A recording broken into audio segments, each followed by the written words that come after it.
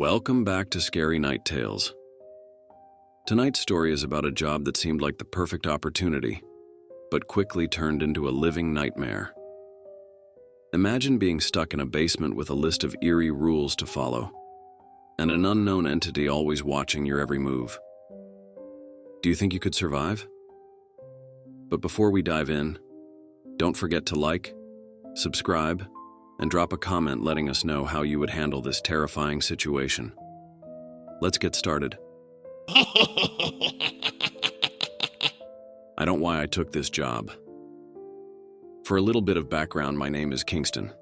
This takes place about a good 5 years ago when I was 19. I was struggling with financial problems, and my family members were either dying, distant, or just went no contact. I only have my brother now, but he isn't a part of this story. I was sitting in my room looking for jobs, as usual since I was in desperate need of one. The hum of the computer fan filled the dimly lit room as I scrolled through job listings, desperation clawing at my chest with each passing minute. Unemployment had become a suffocating weight, crushing my dreams and draining my savings. But then, like a beacon of hope in the darkness, I stumbled upon an ad that seemed almost too good to be true. Immediate hire, $39 per hour, no experience necessary, the listing proclaimed in bold letters. My heart skipped a beat as I read the words, hope flickering to life within me like a flame in the darkness.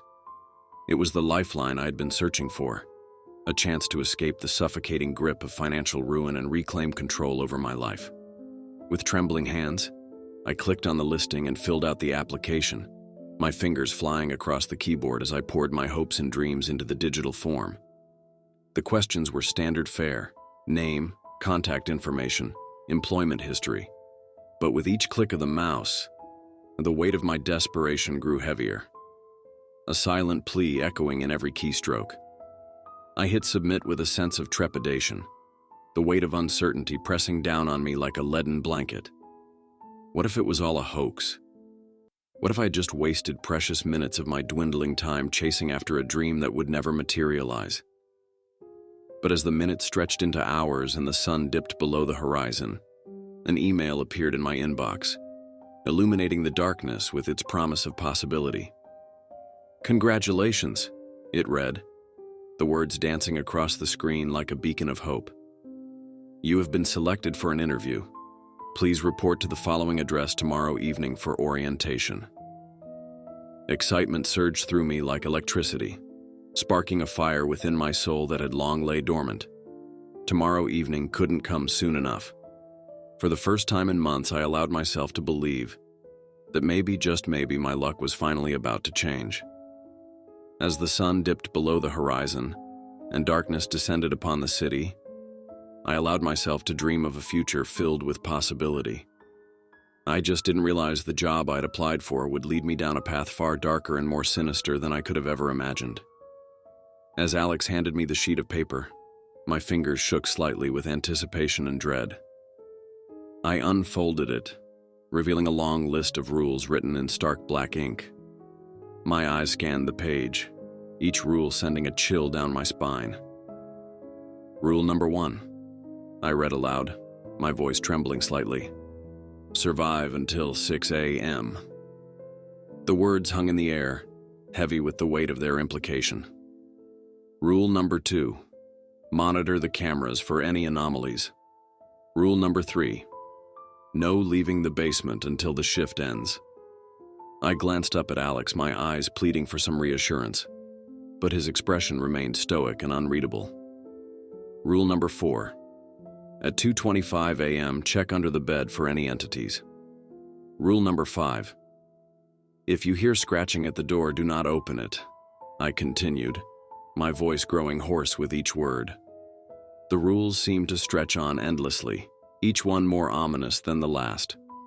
Rule number 6. At 4:45 a.m., you may go to bed, but be sure to set an alarm for 5:55 a.m. to ensure you wake up in time, I read. Relief flooding through me at the thought of a few precious moments of sleep before the night's end. Rule number 7. If you hear laughter echoing through the halls, Do not investigate. I continued, the hairs on the back of my neck standing on end as I imagined the sinister sound ringing in my ears. As I reached the end of reading rule number 7, a sense of unease settled in the pit of my stomach. Well, of course I won't investigate, I muttered under my breath, a nervous chuckle escaping my lips. Rule number 8. Do not let the clock strike midnight. The consequences.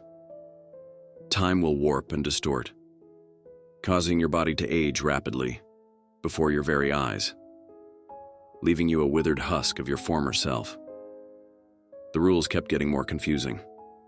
How was I supposed to do this? Rule number 9. If you see a figure standing in the shadows, do not make eye contact. Rule number 10. If you feel a sudden drop in temperature, hide immediately and stay quiet. Rule number 11. If you hear your name whispered in the darkness, do not respond. Rule number 12. If you encounter a mirror, do not look into it. Rule number 13. If you see a door that wasn't there before, do not open it. I continued. Rule number 14. If you hear footsteps echoing through the halls, do not investigate. Rule number 15. If you feel a sudden sense of dread, trust your instincts and seek safety. Rule number 16. If you encounter a staircase leading downward, do not descend. Rule number 17. If you see a shadow move out of the corner of your eye, do not turn to look.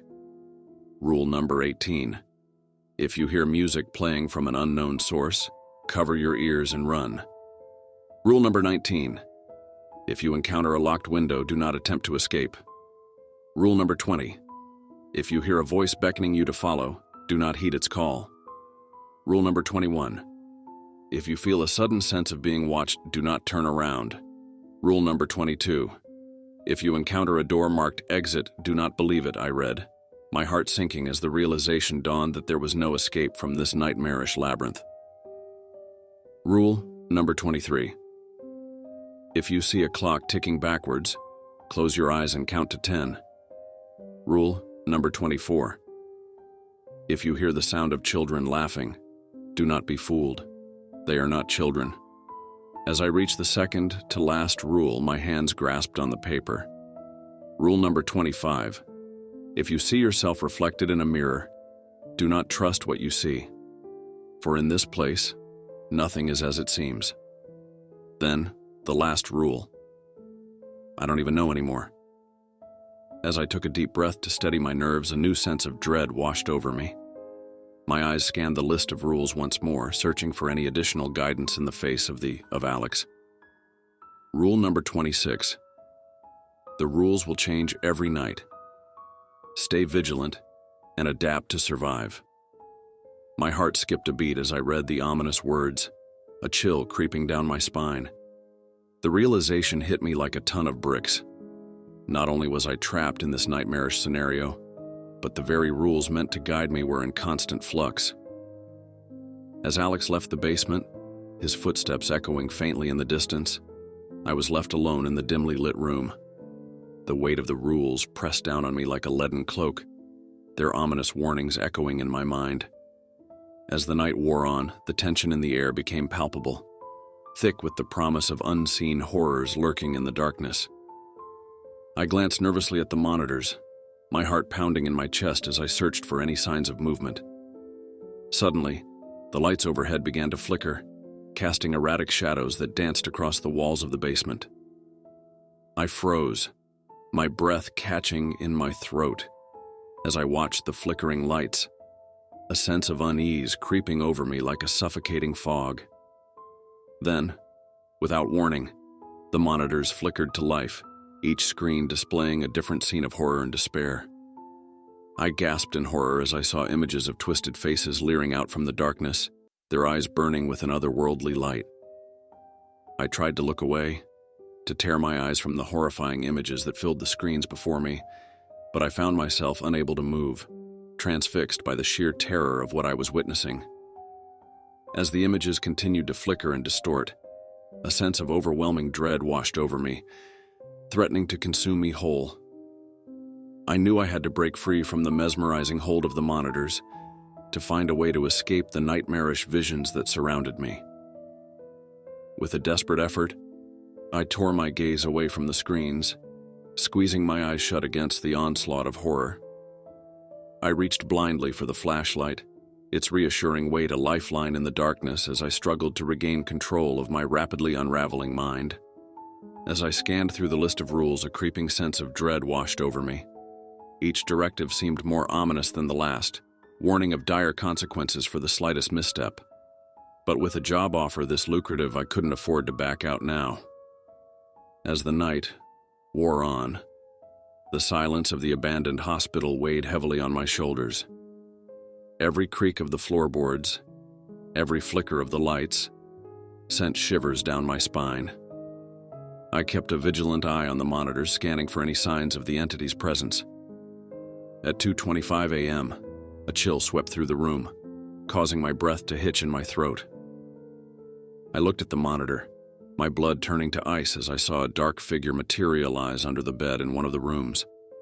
It moved with unnatural grace, its eyes gleaming with malice as it reached out with elongated fingers. Terrified, I froze, unsure of what to do. I knew I had to follow the rules, but every fiber of my being screamed at me to run. With trembling hands, I reached for the intercom, my voice barely above a whisper as I called out for help. But there was no response, only the oppressive silence of the empty hospital. As the entity drew closer, its presence suffocating, I realized with horror that I had broken one of the rules, but which one? With my heart pounding in my chest, I frantically searched the rule sheet for any guidance on how to handle this situation. But as I scanned the list, a sinking feeling settled in the pit of my stomach. There was no mention of what to do if an entity appeared under the bed. Desperation clawed at my mind as I racked my brain for a solution. Should I try to confront the entity? Or would that only anger it further? I glanced around the room, searching for anything that could help me escape this nightmare. But before I could formulate a plan, the entity's eyes locked onto mine, sending a jolt of fear coursing through my veins. It seemed to sense my hesitation, feeding off my terror like a predator toying with its prey. With a surge of adrenaline, I made a split-second decision and bolted for the door, my heart pounding in my ears as I sprinted down the hallway. But no matter how fast I ran, the entity was always one step behind me, its malevolent presence pressing down on me like a suffocating weight. As I reached the stairwell, I stumbled and fell, the impact knocking the wind out of me. Gasping for breath, I struggled to my feet and continued my desperate flight, knowing that my only chance of survival lay in reaching the safety of the outside world. But just as I reached the exit, a bone-chilling laugh echoed through the halls, freezing me in my tracks. I turned to see the entity looming behind me, its twisted form silhouetted against the dim light of the moon. With a final burst of adrenaline, I flung open the door and stumbled out into the night, the cold air hitting me like a slap in the face. But even as I fled into the darkness, I knew that the entity would always be there, lurking in the shadows, waiting for the perfect moment to strike again. And as I ran, I couldn't shake the feeling that I had only just begun to uncover the true horrors of this abandoned hospital. My breath came in ragged gasps as I stumbled through the deserted streets, the echoes of the entity's laughter ringing in my ears like a relentless taunt. I dared not look back, fearing that its twisted form would materialize behind me at any moment. Every shadow seemed to conceal a lurking threat, every flicker of movement sending a jolt of panic coursing through my veins. I knew I had to find safety, to escape the clutches of the entity that had haunted my every step since I set foot in that accursed hospital. But as I rounded a corner, my heart sank at the sight of another dark figure looming in the distance. It stood motionless, its silhouette blending seamlessly with the shadows, as if it were waiting for me to approach. Fear surged through me like a tidal wave, threatening to overwhelm my senses and drag me down into the abyss of despair. But I refused to surrender to the darkness, to let the entity claim me as its prey.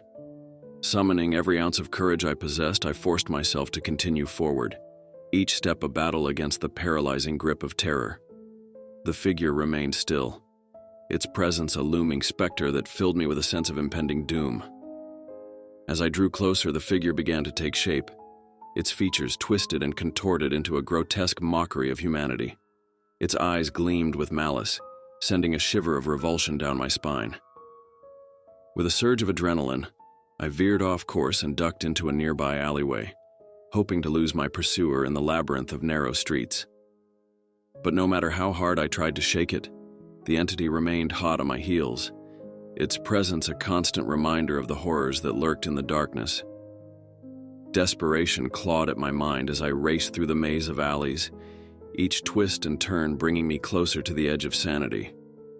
But still, I refused to give up hope, to let the entity snuff out the flicker of light that burned within me. And as I disappeared into the shadows, a single thought echoed in my mind. I may have escaped the hospital, but the entity would always be waiting, lurking in the darkness, ready to claim its next victim. And until I found a way to break free from its grasp, I would never know true peace again.